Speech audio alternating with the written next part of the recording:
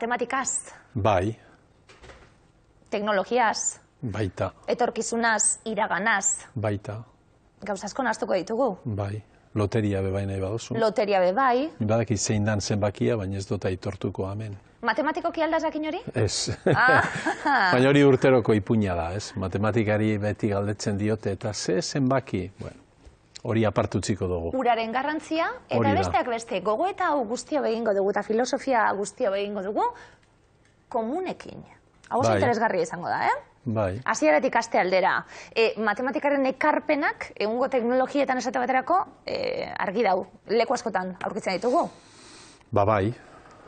Banketxeko txartela erabiltzen dugunean hor ez dago dudarik, ez? Hor zenbakia daude. Baina beste leku askotan ez dugu, ez gara horretaz jabetzen.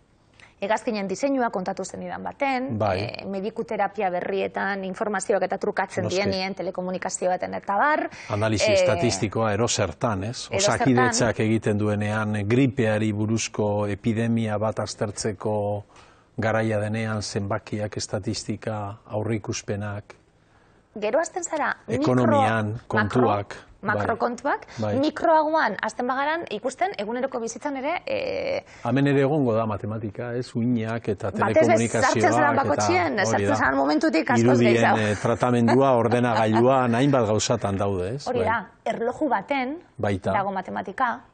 Bai, ze gauza horiek gaur, bueno, baina erabili bez dugu eitzen oin erlojua, ze telefonoan ere badago, ez? Bueno, nahi Ni baduzu bai, oso erabili. zalien nahi, bai. Baina, bueno, egia da, beharrezkoa jadanik ez da, ez? Telefonoa badeldin barabazu, baina gu jaio ginean, erlojuak baziren, baina ez ziren hain gauza zaharrak, ez? Garaian. Eta askotan, ahaztu egiten dugu, pixka bat, zuk esaten zenun bezala, iraganaren historio hori, ez? Gaurko gaztei azaldu behar diegu askotan, oindala urte batzuk WhatsAppik ez zela, ez? Eta gazteak esaten dut, eta nola, WhatsAppik gabe, persona bizi alzan.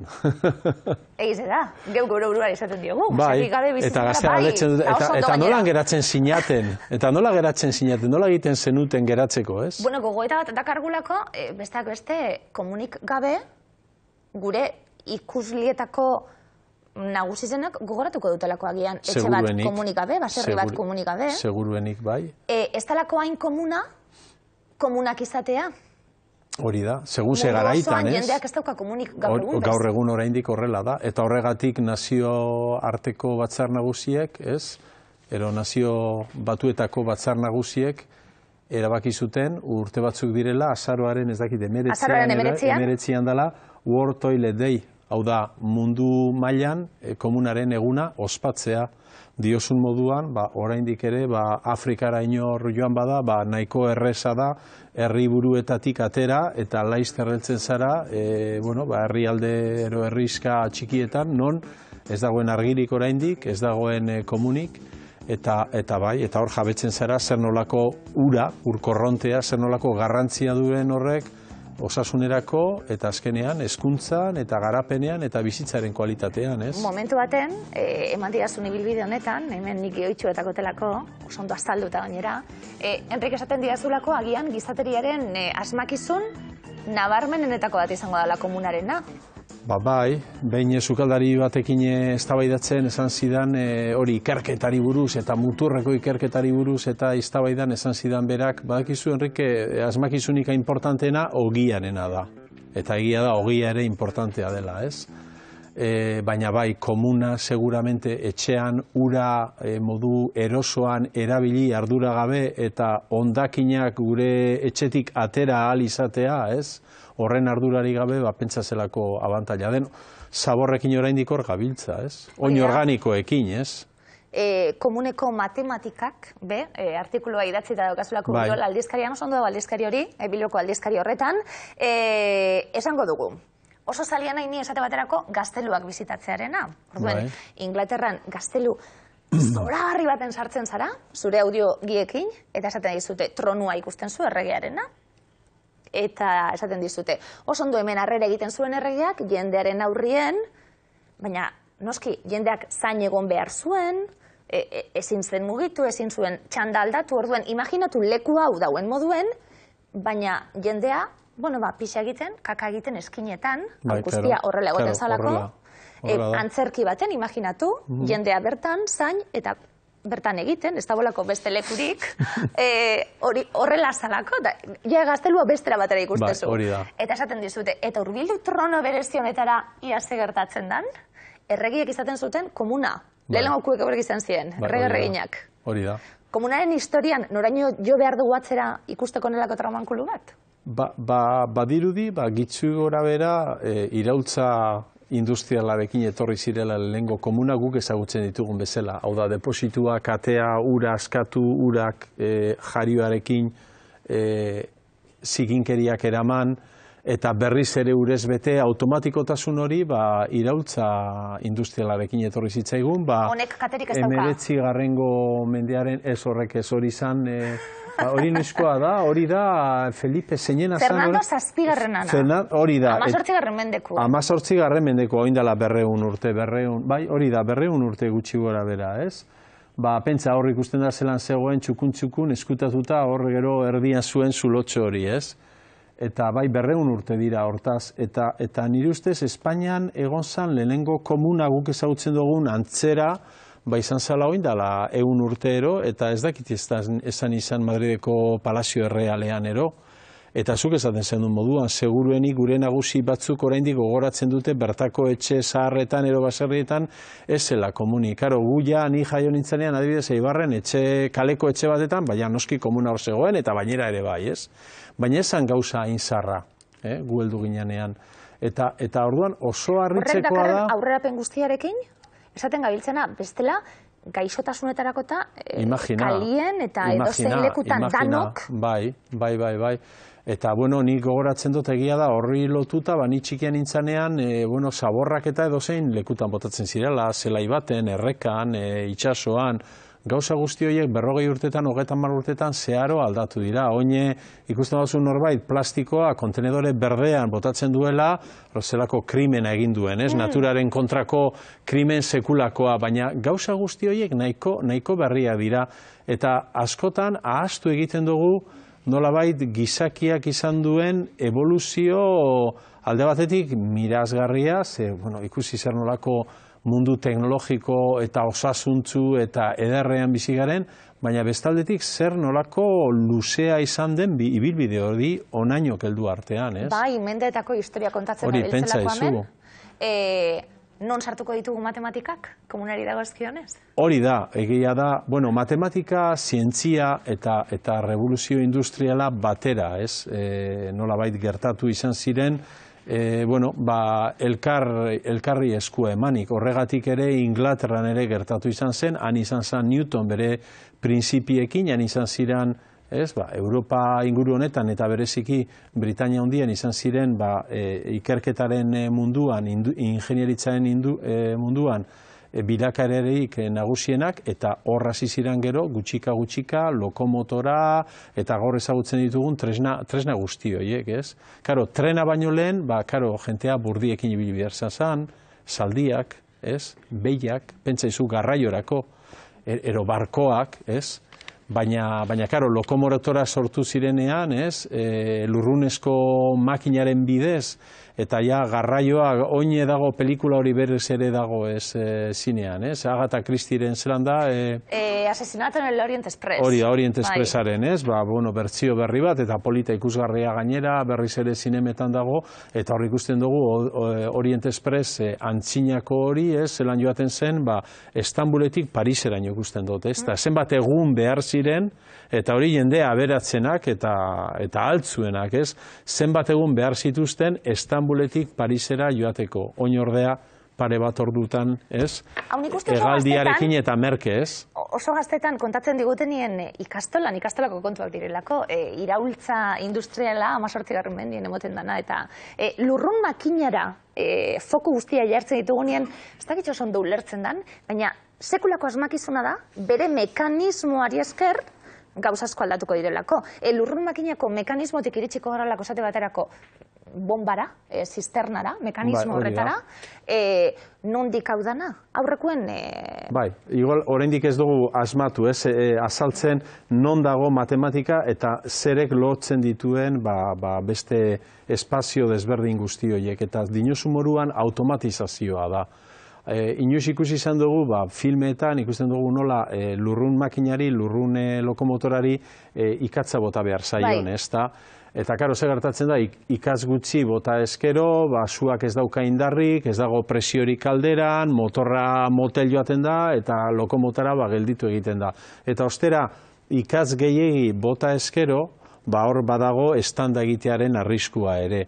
Eta hori etxean ikusita daukagu, adibidez putxero presiñoan, ez? Garaian gogoratzen zara, zelan antzinako putxero presiñoa zeukaten arandela horiek, ez? Nik gogoratzen nahi txikitan, ez da? Eta sua pizten zendun, eta sua gorantza zegoenean, arandela horiek azten ziran, bueltaka, eta derrepentean lurruna ateratzen zen barrutik, ez? Eta hori da automatizazioaren, hori mekanismo bat, ez? Eta guztietan antzekoa da. Eta azkenean, komunean ikusten dugu simpleena, hau da, guk katea tiratzen dugu, hori da aktibadore bat, eragile bat, guk katea tiratzen dugu, ura hor ikusten da, askatu egiten da, eta inok nigoratzen nahi txikitan lehengo aldiz begiratu nuenean, komunaren deposituaren barnean, ikusi nuen horlako pelota bezalako bat flotatzen, ez? Eta zer da pelota horren, hor ikusten dugu kubo urdin horren funtzioa, gero behin depositua ustuta gero, katea askatu, eta ura sistemaren, gure herriko sisteman dagoen datorren sistema, zirkulazio sistema, datorren ur hori sartzen da gure deposituan, eta gero zer da arriskua, ur gehiegi sartu eskerro, uholdeak izango lirateke. Eta orduan behar dugu norbaitek erabakitzea, erabaki behar da nolabait, noiz hartu da nahikoa dela. Eta topea egiten du pelota horrek. Pelota hori gorantza flotatzen duenean, flotatuz, tiratu egiten du manila hortatik, eta manila hori tiratzean, ikusten da eskerreko aldean zelan itxi egiten du uraren sarrera. Eta horrela ja geratzen da depositoa beterik eta gure zain.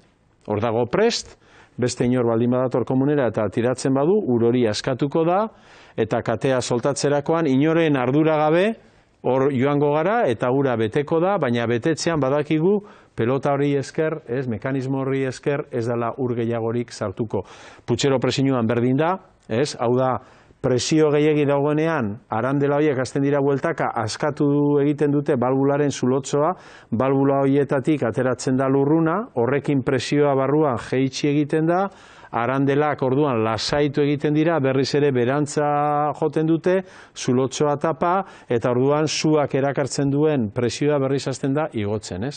Honelako makina ederrak ikustien, aurrekoen Londresen, London Bridgeen, Tower Bridgeen, lurrun makina bat, erraldoi bat, izanikoa esango nuke, gaur egun automatiko edalako, baina ikusgai dau, zelako makinak ziren, eta ze mekanismo erabiltzen duten. Hau ere, hasierako prototipoetatik asko hobetuko zan, bai? Noski, gero hori asko garatu zan, baina ideia beti dira antzekoa. Musikiena? Hori da, beti dira ideiak antzekoa, gramofonoan ere antzeko ideia. Klaro, dano dakigu zer nolako atsegina den musika modu harmoniko baten entzutea, baina horretarako behar da abiadura mantentzea, birakako abiadura hori mantentzea. Bestela diska bat entzuten badozu abiadura aldakorrarekin, orduan ja ikusten duzu nola, harmonia hori ero soinua galdu egiten den. Orduan, horren beste tresnetan, etxeko termostatoan, Beira, gure bizitza zelan erosotu den, lehen garaian ez zegoen termostatorik. Oraindik ere ikusi dugu aurten, zoritzarrez nola Espainian, persona bat baino gehiago hil diren, sua izan da, etxean, estufa zaharrak direla eta.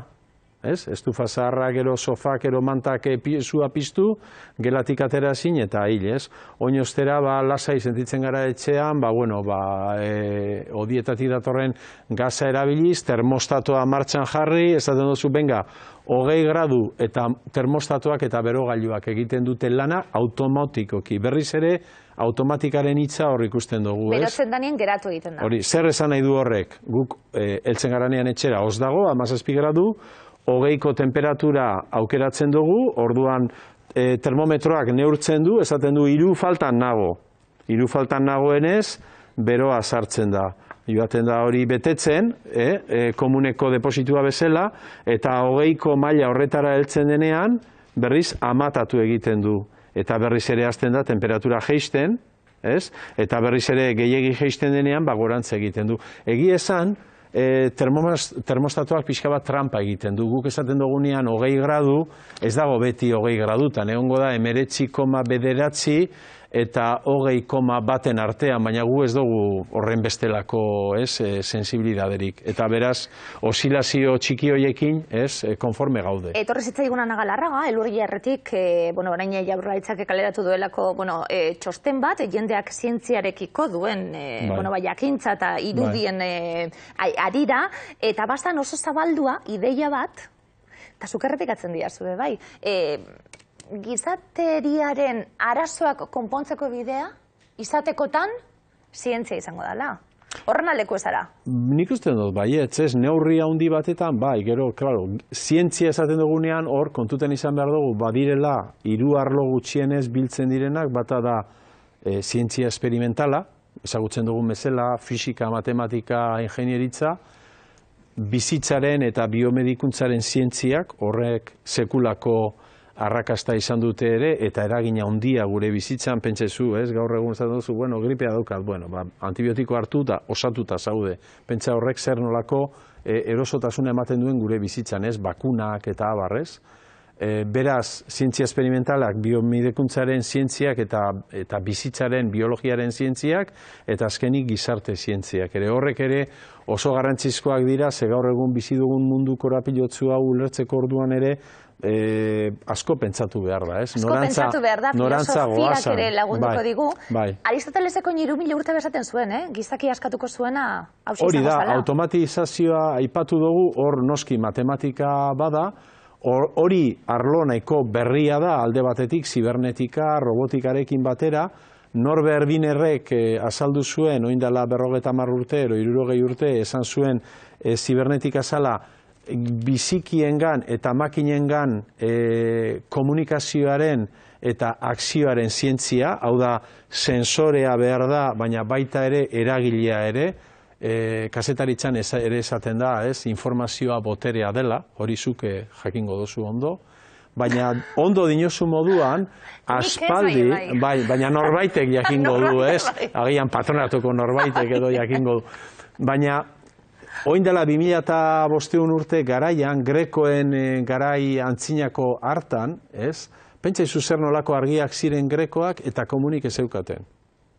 Baina ja ordurako Aristoteles bere politika liburua idazten, volumena idazten duenean, bera ja nabaritzen du, konturatzen da, bere garaiko jendea lanez gainezka bizi zirala, eskrabuak zeudela, beraien bizitza kalitatea oso eskasa beti lanean, eskrabuek jabeak zituztela, eta berak orduan liburu horretan jartzen du erreflexio bat esanez, eguneroko hainbeste lan txiki baina nekagarri horiek automatizatzeko aukera izango denean, berak automatika hitza ez du erabiltzen, baina horren ebokazio argi bat egiten du, esaten du orduan, ez da ez eskraburik, ez da jaberik ere izango. Hau da, gizaki askatzeko makina behar dugu, eta horrela da, gutxika konturatzen bagara, zer nolako zenbat esparru gure eguneroko bizitzan irabazi ditugu, non guk ez daukagu ja zer eginik. Azkenengo pausua oinazko hitz egiten dena da, kotxe automatikoena, Eta orain mesfidantzaz begiratzen dugu horri, ez da zela, ni eskumako jarlekuan jarri, eta gidaririk gabeko kotxe baten arituko nahi, hartuko taxi bat... Aristotelek esan arren ni ez naiz fidatzen. Hori, zu ez zara fidatzen, baina ja danak ikertzen, gai hau ikertzen duten guztiek, esaten dute, igual, ez dakit, bidei guztietan horrela izango dan, baina hiri barruan ibiltzeko adibidez, seguru baietz. Seguru automatikaren bidez, kotxe automatikoek askotan guk baino geto egingo ditugula, eta ez dutela mobila begiratuko, adibidez, hor ez dutela astuko horrelako arau oinarrizkoak, Domeka baterako Bizkaitik Nafarroara egiten dituan ibilbideak itxeko nik parranda baten ostien, agian, tiratuko nintzateke. Bai, hori, gau pasaren ondoren, goizeko seiretan. Bai, da, kotxe. Aristotelesek baino eskuonatan egongo garalako. Orduan, bide hortatik oraindik imagina ezina da, baina bai, gure gizartea asko bilakatuko da, eta kontutan izan behar dugu, pixka bat atzera begiratu, ja adina daukagunok, eta esan, oindala 40 urte zelan zan mundua, oindala 60 urte zelan zan mundua, pentsa amendik eta beste 40 urtetara zer nolako aldaketak izango diren, ez? Ze politxe, ze bilbide politxe, Enrique Zuazua, eskerrik asko egun ematen, eskatuko etzut, Aristoteles eta Newton eta esaten hasten garanien oso jakinak diren geuztek ematen duelako, baina agian eurek iragarri zutenari buruzko, pertsonaiei buruzko eta biografiei buruzko, eta beraiek utzitako esaldi famatuak ere, zer nolako gauzak esan zituzten, ez? Bai, horrelako zer prestatu beharko dugu. Newtonek adibidez esaten zuen, bera oso fededuna zen, eta berak asmatu zuen grabetatearen teoria, eta orduan berak ezin zuen adostu nolabait jangoikoa izatea, eta bera gizaki txiki bezala, nolabait horrelako, bera konturatu zelako zer nolako indarra zuen bere teoriak, ez? Eta berak esan zuen, asmatu zuen nola konpondu, esan zuen, jangoiko batek sortu duelako unibersoa ni gizaki txikia izanik asmatzeko suerte izan dut behin. Txikiak handiari debazi, ze ondo, utzi idazu, nik uste zuana? Erraldoien sorbaldetan. Eibar ze ondo da bilen, esan behar dugulako, kirola eta tozorain. Bai, bueno, nik ez do jokatzen, baina salea, bai, hombre, beti. Honek, eibartarra zinguratute, kalitate apurbet badaolako mai honetan, bai. Enrique, datorren urten ikusiko gara? Ba, noski, bestela, ez? Ez da merezi, ez? Enrique Zuazua, plazer bat, zure bizita. Laster arte.